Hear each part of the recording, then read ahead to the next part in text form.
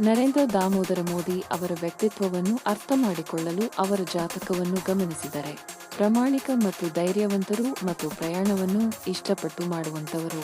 ಅವರ ಬುದ್ಧಿವಂತಿಕೆಯನ್ನು ಯಾರಾದರೂ ಮೆಚ್ಚುತ್ತಾರೆ. ಅವರು ಸಾಮಾನ್ಯ ರಾಜಕಾರಣಿಯಲ್ಲ ಎಂಬುದು ಸ್ಪಷ್ಟವಾಗುತ್ತದೆ.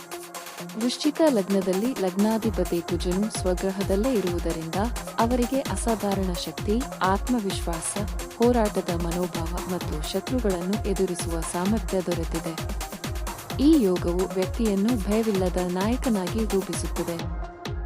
ಜೀವನದಲ್ಲಿ ಎಷ್ಟೇ ಸಂಕಷ್ಟಗಳು ಬಂದರೂ ಮತ್ತು ಪ್ರಯತ್ನದಲ್ಲಿ ಸೋಲು ಕಂಡರೂ ಹಿಂದೆ ಸರಿಯದ ಗುಣ ಇವರಲ್ಲಿ ಸಹಜವಾಗಿ ಕಂಡುಬರುತ್ತದೆ. ಇದೇ ಕಾರಣಕ್ಕೆ ಅವರು ಬಾಲ್ಯದಲ್ಲೇ ಕಠಿಣ ಜೀವನ ಅನುಭವಿಸಿದ್ದರೂ ಅದನ್ನು ತಮ್ಮ ಶಕ್ತಿಯಾಗಿ ಪರಿವರ್ತಿಸಿಕೊಂಡಿದ್ದಾರೆ. ಚಂದ್ರನು ಕೂಡ ವೃಶ್ಚಿಕದಲ್ಲೇ ಇದ್ದು ಕುಜನೊಂದಿಗೆ ಸಂಯೋಗ ಹೊಂದಿರುವುದರಿಂದ ಚಂದ್ರ ಮಂಗಳ ಯೋಗ ಉಂಟಾಗಿದೆ. ಇದರಿಂದ ಇವರಿಗೆ ಹಣಕಾಸು ತೊಂದರೆ ಬರುವುದಿಲ್ಲ. ಹಾಗೆ ಅಧಿಕಾರಿ ವರ್ಗ ಇವರು ಆದೇಶ ಮಾಡುವ ಯಾವುದೇ ಕೆಲಸವನ್ನು ದೈವ ಆದೇಶದಂತೆ ಪಾಲನೆ ಮಾಡುತ್ತಾರೆ. ಅದಕ್ಕೆ ಕಾರಣ ಇವರ ಜಾತಕದಲ್ಲಿ ರುಚಿಕ ಯೋಗ ಬಲವಾಗಿ ಇದೆ. ಈ ಯೋಗವು ವ್ಯಕ್ತಿಗೆ ಅಪಾರ ಭಾವನಾತ್ಮಕ ತೀವ್ರತೆ, ಜನರ ಮನಸ್ಸನ್ನು ತಟ್ಟುವ ಮಾತಿನ ಶಕ್ತಿ ಮತ್ತು ಜನಸಂಪರ್ಕದ ವಿಶೇಷ ಕೌಶಲ್ಯ ನೀಡುತ್ತದೆ. ಮೋದಿ ಅವರು ಭಾಷಣ ಮಾಡುವಾಗ ಜನರನ್ನು ಸೆಳೆಯುವ ಶಕ್ತಿ ಹೊಂದಿರುವುದು ಈ ಯೋಗದ ಪರಿಣಾಮವೇ. ಜನರ ನೋವು, ರಾಷ್ಟ್ರದ ಗೌರವ, ದೇಶಭಕ್ತಿ ಇವೆಲ್ಲವನ್ನು ಭಾವನಾತ್ಮಕವಾಗಿ ವ್ಯಕ್ತಪಡಿಸುವ ಸಾಮರ್ಥ್ಯ ಅವರಿಗೆ ಇರುವುದರಿಂದ ಸಾಮಾನ್ಯ ಜನರು ಅವರನ್ನು ತಮ್ಮಂತೆಯೇ ಒಬ್ಬನಾಗಿ ಒಪ್ಪಿಕೊಳ್ಳುತ್ತಾರೆ. ಅದಕ್ಕೆ ಮೂಲ ಕಾರಣ ಜನ್ಮ ಜಾತಕದಲ್ಲಿ ಲಗ್ನದಲ್ಲಿ ಮಂಗಳ ಮತ್ತು ಚಂದ್ರನ ಸಂಯೋಗ. ಅವರ ಜಾತಕದಲ್ಲಿರುವ ನೀಚಭಂಗ ರಾಜಯೋಗ ಅತ್ಯಂತ ಪ್ರಮುಖ ಯೋಗ. ಸಾಮಾನ್ಯವಾಗಿ ಚಂದ್ರನ ನೀಚ ಸ್ಥಿತಿ ಜೀವನದಲ್ಲಿ ಏರುಪೇರುಗಳನ್ನು ಕೊಡುತ್ತದೆ. ಆದರೆ ಇಲ್ಲಿ ನೀಚಭಂಗ ಉಂಟಾಗಿರುವುದರಿಂದ ಆರಂಭದಲ್ಲಿ ಕಷ್ಟ, ಅಪಮಾನ, ಹಿನ್ನಡೆಗಳು ಕಂಡುಬಂದು ನಂತರ ಅದೇ ವ್ಯಕ್ತಿ ಅತಿ ಉನ್ನತ ಸ್ಥಾನಕ್ಕೆ ಏರುವ ಯೋಗ ರೂಪುಗೊಂಡಿದೆ. ಮೋದಿ ಅವರ ಜೀವನದಲ್ಲೂ ಆರಂಭದ ವರ್ಷಗಳಲ್ಲಿ ತ್ಯಾಗ, ಏಕಾಂಗಿ ಜೀವನ, ಹೋರಾಟಗಳು ಕಂಡುಬಂದಿದ್ದು ನಂತರ ದೇಶದ ಪ್ರಧಾನಮಂತ್ರಿ ಸ್ಥಾನಕ್ಕೆ ಏರಿದ್ದಾರೆ. ಇದು ಶುದ್ಧ ನೀಚಭಂಗ ರಾಜಯೋಗದ ಉದಾಹರಣೆ. ಗಜಕೇಸರಿ ಯೋಗವು ಅವರ ಜಾತಕದಲ್ಲಿರುವ ಮತ್ತೊಂದು ಶಕ್ತಿಶಾಲಿ ಯೋಗ. ಈ ಯೋಗವು ಬುದ್ಧಿವಂತಿಕೆ, ದೂರದೃಷ್ಟಿ, ಉತ್ತಮ ಸಲಹೆಗಾರರನ್ನು ಆಕರ್ಷಿಸುವ ಶಕ್ತಿ ಮತ್ತು ಜನರಲ್ಲಿ ಗೌರವವನ್ನು ನೀಡುತ್ತದೆ. ಆಡಳಿತದಲ್ಲಿ ದೊಡ್ಡ ನಿರ್ಣಯಗಳನ್ನು ತೆಗೆದುಕೊಳ್ಳುವಾಗ ಮೋದಿ ಅವರು ದೀರ್ಘಕಾಲದ ಪರಿಣಾಮಗಳನ್ನು ಗಮನಿಸುವುದು ಈ ಯೋಗದ ಪ್ರಭಾವ. ಅಂತಾರಾಷ್ಟ್ರೀಯ ಮಟ್ಟದಲ್ಲಿ ಕೂಡ ಅವರು ಗೌರವ ಪಡೆಯಲು ಇದೊಂದು ಪ್ರಮುಖ ಕಾರಣವಾಗಿದೆ. ಅಮಲ ಯೋಗ ಮತ್ತು ಬೇರೆ ಯೋಗಗಳು ಅವರ ಕೀರ್ತಿ ಶಾಶ್ವತವಾಗಿರುವುದನ್ನು ಸೂಚಿಸುತ್ತವೆ. ಅಧಿಕಾರ ಇದ್ದರೂ ವೈಯಕ್ತಿಕ ಜೀವನದಲ್ಲಿ ಶಿಸ್ತು, ಸರಳತೆ ಮತ್ತು ಸೇವಾಭಾವನೆ ಇರುವುದು ಈ ಯೋಗಗಳ ಲಕ್ಷಣ. ಅದಕ್ಕೆ ಅವರು ವೈಯಕ್ತಿಕ ಐಶ್ವರ್ಯಕ್ಕಿಂತ ರಾಷ್ಟ್ರದ ಗೌರವ ಮತ್ತು ಶಿಸ್ತುಬದ್ಧ ಜೀವನ ಶೈಲಿಯನ್ನು ಹೆಚ್ಚು ಒತ್ತಿ ಹೇಳುತ್ತಾರೆ. ಜನರು ಇದನ್ನು ಗಮನಿಸಿ ಮೆಚ್ಚುತ್ತಾರೆ. ಶನಿಯ ಪ್ರಭಾವ ಅವರ ಜೀವನದಲ್ಲಿ ಅತ್ಯಂತ ಮಹತ್ವದ ಪಾತ್ರ ವಹಿಸಿದೆ. ಶನಿ ದೀರ್ಘಕಾಲದ ಸಹನೆ, ಶ್ರಮ ಮತ್ತು ನಿರಂತರ ಪ್ರಯತ್ನದ ಫಲವನ್ನು ಕೊಡುತ್ತದೆ. ಅದಕ್ಕೆ ಅವರು ಒಮ್ಮೆ ಅಧಿಕಾರಕ್ಕೆ ಬಂದ ನಂತರವೂ ಜನರಿಂದ ದೂರವಾಗದೆ ನಿರಂತರ ಪ್ರವಾಸ, ಭಾಷಣ, ಜನಸಂಪರ್ಕದಲ್ಲಿ ತೊಡಗಿರುತ್ತಾರೆ. ಶನಿಯ ಆಶೀರ್ವಾದದಿಂದ ಅವರ ರಾಜಕೀಯ ಜೀವನ ದೀರ್ಘಕಾಲ ಉಳಿಯುವ ಸೂಚನೆ ಇದೆ. ಇದಕ್ಕೆ ಮೂಲ ಕಾರಣ ಶಶಿ ಮಂಗಳ ಮಹಾಯೋಗ. ಮುಂದಿನ ರಾಜಕೀಯ ಜೀವನವನ್ನು ನೋಡಿದರೆ ಅವರ ಜಾತಕದಲ್ಲಿನ ದಶಾ ಭುಕ್ತಿಗಳು ದೊಡ್ಡ ಹೊಣೆಗಾರಿಕೆ, ಕಠಿಣ ನಿರ್ಣಯಗಳು ಮತ್ತು ಇತಿಹಾಸದಲ್ಲಿ ಉಳಿಯುವ ಪಾತ್ರವನ್ನು ಸೂಚಿಸುತ್ತವೆ. ಕೆಲ ಸಮಯದಲ್ಲಿ ವಿರೋಧ, ಒತ್ತಡ, ಟೀಕೆಗಳು ಹೆಚ್ಚಾದರೂ ಅವನ್ನು ಜಯಿಸಿ ಹೊರಬರುವ ಶಕ್ತಿ ಅವರಿಗೆ ಇದೆ. ಮುಂದೆ ಅವರು ಕೇವಲ ರಾಜಕೀಯ ನಾಯಕನಾಗಿ ಅಲ್ಲ, ಮಾರ್ಗದರ್ಶಕ, ದಿಕ್ಕು ತೋರಿಸುವ ಹಿರಿಯ ನಾಯಕನಾಗಿ ರೂಪುಗೊಳ್ಳುವ ಸಾಧ್ಯತೆಯೂ ಜ್ಯೋತಿಷ್ಯದಲ್ಲಿ ಕಾಣುತ್ತದೆ. ಒಟ್ಟಾರೆ ನರೇಂದ್ರ ಮೋದಿ ಅವರನ್ನು ಜನ ಇಷ್ಟಪಡುವುದಕ್ಕೂ ಅವರು ಇಷ್ಟು ವರ್ಷಗಳ ಕಾಲ ರಾಜಕೀಯದ ಕೇಂದ್ರದಲ್ಲಿರುವುದಕ್ಕೂ ಕೇವಲ ಅದೃಷ್ಟವಲ್ಲ, ಅವರ ಪರಿಶ್ರಮ, ತ್ಯಾಗ ಮತ್ತು ಜಾತಕದಲ್ಲಿರುವ ಅಪರೂಪದ ರಾಜಯೋಗಗಳ ಸಂಯೋಗವೇ ಮುಖ್ಯ ಕಾರಣ. ಈ ಯೋಗಗಳು ಅವರನ್ನು ಸಾಮಾನ್ಯ ವ್ಯಕ್ತಿಯಿಂದ ರಾಷ್ಟ್ರದ ನಾಯಕನಾಗಿ, ಜಾಗತಿಕ ಮಟ್ಟದಲ್ಲಿ ಗುರುತಿಸಲ್ಪಡುವ ವ್ಯಕ್ತಿಯಾಗಿ ರೂಪಿಸಿವೆ.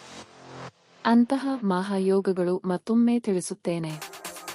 ನೀಚಭಂಗ ರಾಜಯೋಗ, ರುಚಿಕ ಯೋಗ, ಶಶಿ ಮಹಾಯೋಗ, ಅಮಲ ಯೋಗ, ಪರ್ವತ ಯೋಗ, ಬೇರಿ ಯೋಗ, ಶರೀರ ಸೌಖ್ಯ ಯೋಗ, ಮಾತೃಮೂಲದಾನ ಯೋಗ. ಇದು ಅವರ ತಾಯಿ ರಕ್ಷಾ ಕವಚ್, ಇವರ ಮೇಲೆ ಯಾವಾಗಲೂ 7 ಸುತ್ತಿನ ಕೋಟೆಯಂತೆ ಕಾಪಾಡುತ್ತದೆ. 3 ದ್ವಿಗ್ರಹ ಯೋಗವಿದೆ. ಈ ಎಲ್ಲದರ ಪರಿಣಾಮವಾಗಿ ಇಂದು ನಾವು ಒಬ್ಬ ಯುಗಪುರುಷನನ್ನು ನೋಡುತ್ತಿದ್ದೇವೆ, ಅದುವೇ ನರೇಂದ್ರ ಮೋದಿ. ಮುಂದಿನ 5 ರಿಂದ 10 ವರ್ಷಗಳ ಅವಧಿ ಮೋದಿ ಅವರ ಜೀವನದಲ್ಲಿ ಅತ್ಯಂತ ನಿರ್ಣಾಯಕ ಮತ್ತು ಇತಿಹಾಸಾತ್ಮಕ ಕಾಲಘಟ್ಟವಾಗಿರಲಿದೆ.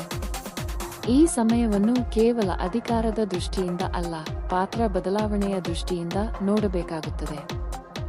ಈ ಅವಧಿಯಲ್ಲಿ ಅವರ ಜಾತಕದಲ್ಲಿನ ಬಲಿಷ್ಠ ರಾಜಯೋಗಗಳು ಇನ್ನೂ ಸಕ್ರಿಯವಾಗಿರುವುದರಿಂದ ಆಡಳಿತದಲ್ಲಿ ಹಿಡಿತ ಮುಂದುವರಿಯುತ್ತದೆ. ರಾಷ್ಟ್ರದ ಮಹತ್ವದ ನಿರ್ಣಯಗಳು, ಆಂತರಿಕ ಹಾಗೂ ಬಾಹ್ಯ ಸವಾಲುಗಳನ್ನು ಎದುರಿಸುವ ಪಾತ್ರ ಅವರಲ್ಲಿ ಇನ್ನೂ ಇದೆ. ವಿರೋಧಗಳು ಹೆಚ್ಚಾದರೂ ಅವು ಅವರನ್ನು ದುರ್ಬಲಗೊಳಿಸುವುದಕ್ಕಿಂತ ಇನ್ನಷ್ಟು ಗಟ್ಟಿಯಾಗಿಸುವ ಸಾಧ್ಯತೆ ಹೆಚ್ಚು. ಜನರ ನೇರ ಸಂಪರ್ಕ, ಭಾಷಣಗಳು ಮತ್ತು ದೇಶಭಕ್ತಿಯ ಅಜೆಂಡಾ ಇನ್ನೂ ಪರಿಣಾಮಕಾರಿಯಾಗಿ ಕೆಲಸ ಮಾಡುತ್ತದೆ. 2027 ಮತ್ತು 2029 ರಲ್ಲಿ ಕಠಿಣ ನಿರ್ಣಯಗಳ ಕಾಲ. ಈ ಹಂತದಲ್ಲಿ ಶನಿ ಮತ್ತು ರಾಹು ಪ್ರಭಾವ ಹೆಚ್ಚಾಗುವ ಸಾಧ್ಯತೆ ಇರುವುದರಿಂದ ಕೆಲವು ಕಠಿಣ, ಜನಪ್ರಿಯವಾಗದ ನಿರ್ಣಯಗಳು, ರಾಜಕೀಯ ಒತ್ತಡ, ಆರೋಗ್ಯ ಮತ್ತು ದೈಹಿಕ ಶ್ರಮದ ಮಿತಿಯ ಅರಿವು ಇವೆಲ್ಲ ಕಾಣಿಸಬಹುದು. ಆದರೆ ಜಾತಕದಲ್ಲಿನ ನೀಚಭಂಗ ರಾಜಯೋಗ ಮತ್ತು ಶನಿ ಬಲದಿಂದ ಅವರು ಈ ಅವಧಿಯನ್ನು ತಾಳ್ಮೆ ಮತ್ತು ಶಿಸ್ತು ಮೂಲಕ ನಿಭಾಯಿಸುವರು. ಇದು ಅವರ ರಾಜಕೀಯ ಜೀವನದ ಪರೀಕ್ಷೆಯ ಸಮಯ ಎಂದು ಹೇಳಬಹುದು. 2029 ಮತ್ತು 2032 ನಾಯಕತ್ವದಿಂದ ಮಾರ್ಗದರ್ಶನ ಹಂತ. ಈ ಅವಧಿಯಲ್ಲಿ ಇವರು ಜಗತ್ತಿನ ಒಬ್ಬ ಮಾರ್ಗದರ್ಶಕರಾಗಿ ಸ್ಪಷ್ಟವಾಗಿ ಬದಲಾಗುತ್ತಾರೆ. ಈ ಸಮಯದಲ್ಲಿ ನೇರ ರಾಜಕೀಯ ಹೋರಾಟಕ್ಕಿಂತ ತಂತ್ರಗಾರ, ಮಾರ್ಗದರ್ಶಕ, ಹಿರಿಯ ನಾಯಕನ ಪಾತ್ರ, ಮುಂದಿನ ನಾಯಕತ್ವವನ್ನು ರೂಪಿಸುವ ಹೊಣೆ ಇವು ಮುಖ್ಯವಾಗುತ್ತವೆ. ಜ್ಯೋತಿಷ್ಯದಲ್ಲಿ ಇದು ಗುರು ಪ್ರಭಾವ ಹೆಚ್ಚಾಗುವ ಕಾಲ ಎಂದು ಸೂಚಿಸುತ್ತದೆ. ಇದರರ್ಥ ಅವರು ಕೇವಲ ಅಧಿಕಾರದಲ್ಲಿರುವ ವ್ಯಕ್ತಿಯಾಗಿ ಅಲ್ಲ, ಯುಗದ ನಾಯಕ, ಆದರೆ ಭಾರತ ದೇಶಕ್ಕೆ ಒಬ್ಬ ಮಹಾನ್ ಯುಗ ಪುರುಷನಂತೆ ಜನರ ಮನಸ್ಸಿನಲ್ಲಿ ಕಾಣಿಸುತ್ತಾರೆ. ಅವರ ಛಾಯೆ ಅಳಿಯದೆ ಉಳಿಯುವ ಕಾಲಘಟ್ಟವಾಗಿ ಬದಲಾಗುತ್ತದೆ. 2032 ಮತ್ತು 2035 ನಡುವೆ ಇವರ ಜಾತಕದಲ್ಲಿ ಅಮಲ ಯೋಗ ಮತ್ತು ಬೇರಿ ಯೋಗಗಳು ಹೆಚ್ಚು ಫಲ ನೀಡುವ ಸಾಧ್ಯತೆ ಇದೆ. ಇದರಿಂದ ಅಂತಾರಾಷ್ಟ್ರೀಯ ಮಟ್ಟದಲ್ಲಿ ಗೌರವ, ಭಾರತದ ದಿಕ್ಕು ನಿರ್ಧರಿಸಿದ ನಾಯಕನಾಗಿ ಗುರುತು, ರಾಜಕೀಯಕ್ಕಿಂತ ರಾಷ್ಟ್ರನಾಯಕನಾಗಿ ಹೆಸರು, ಪಕ್ಷ ಭೇದ ಮರೆತು ಇವರ ಬೆಂಬಲಕ್ಕೆ ನಿಲ್ಲುತ್ತಾರೆ. ಇದು ಅವರ ರಾಜಕೀಯ ಜೀವನದ ಶಿಖರದ ನಂತರದ ಸ್ಥಿರತೆ ಯುಗವಾಗಿರುತ್ತದೆ. ಅವರು ತೀರ್ಮಾನಿಸಿದ ಕೆಲಸಗಳು ದೀರ್ಘಕಾಲ ದೇಶದ ಮೇಲೆ ಪರಿಣಾಮ ಬೀರುವ ಕಾಲ. ಅಧಿಕಾರ ಕಡಿಮೆಯಾಗಬಹುದು, ಆದರೆ ಪ್ರಭಾವ ಕಡಿಮೆಯಾಗುವುದಿಲ್ಲ. ರಾಜಕೀಯದಿಂದ ದೂರ ಸರಿದರೂ ನಿರ್ಣಯಗಳಲ್ಲಿ ಅವರ ಛಾಯೆ ಇರುತ್ತದೆ. ಜನಮನದಲ್ಲಿ ಅವರ ಸ್ಥಾನ ಸ್ಥಿರವಾಗಿರುತ್ತದೆ. ಜ್ಯೋತಿಷ್ಯ ಪ್ರಕಾರ ಮೋದಿ ಅವರು ಕ್ಷಣಿಕ ನಾಯಕ ಅಲ್ಲ, ಒಂದು ಯುಗವನ್ನು ರೂಪಿಸಿದ ವ್ಯಕ್ತಿ ಎಂದು ಇತಿಹಾಸದಲ್ಲಿ ಉಳಿಯುವ ಸೂಚನೆ ಸ್ಪಷ್ಟವಾಗಿದೆ. ಮೋದಿ ಅವರ ಜಾತಕದಲ್ಲಿ ವೃಶ್ಚಿಕ ಲಗ್ನ, ಬಲಿಷ್ಠ ಕುಜ, ನೀಚಭಂಗ ಚಂದ್ರ ಮತ್ತು ರಾಜಯೋಗಗಳಿರುವುದರಿಂದ ಗೋಚಾರಗಳ ಪರಿಣಾಮ ಸಾಮಾನ್ಯ ವ್ಯಕ್ತಿಗಿಂತ ವಿಭಿನ್ನವಾಗಿ ಕಾರ್ಯನಿರ್ವಹಿಸುತ್ತದೆ. ಅವರಿಗೆ ಸವಾಲು ಬಂದರೂ ಅದೇ ಕಾಲಘಟ್ಟದಲ್ಲಿ ಹೊಸ ಎತ್ತರಗಳು ಕಾಣಿಸುತ್ತವೆ. ಅಂದರೆ ಅವರ ಸಮಸ್ಯೆಗಳೇ ಅವರನ್ನು ಎತ್ತರಕ್ಕೆ ಕೊಂಡೊಯ್ಯುತ್ತವೆ. ವಿರೋಧಿಗಳಿಂದ ತೀವ್ರ ದಾಳಿ, ಮಾಧ್ಯಮ, ಜಾಗತಿಕ ಒತ್ತಡ 2026 ಮತ್ತು 2027 ರಲ್ಲಿ ಸಾಧ್ಯ. ಆದರೆ ಮೋದಿ ಅವರ ಜಾತಕದಲ್ಲಿ ರಾಹುವನ್ನು ನಿಯಂತ್ರಿಸುವ ಶಕ್ತಿ ಇರುವುದರಿಂದ ಹಾನಿಗಿಂತ ಲಾಭದ ತಿರುವುಗಳು ಹೆಚ್ಚು ಕಾಣುತ್ತವೆ. ಒಂದು ಸಂಕಷ್ಟವೇ ಅವರನ್ನು ಇನ್ನೊಂದು ದೊಡ್ಡ ಸ್ಥಾನಕ್ಕೆ ತಳ್ಳುವ ಸಾಧ್ಯತೆ. ಕುಜ ಗೋಚಾರಗಳು 2027, 2030 ಸಮಯದಲ್ಲಿ ದೇಶದ ಭದ್ರತೆ, ಗಡಿ ಸಮಸ್ಯೆಗಳು, ಆಂತರಿಕ ಸಂಘರ್ಷಗಳು ಮುಖ್ಯವಾಗುತ್ತವೆ.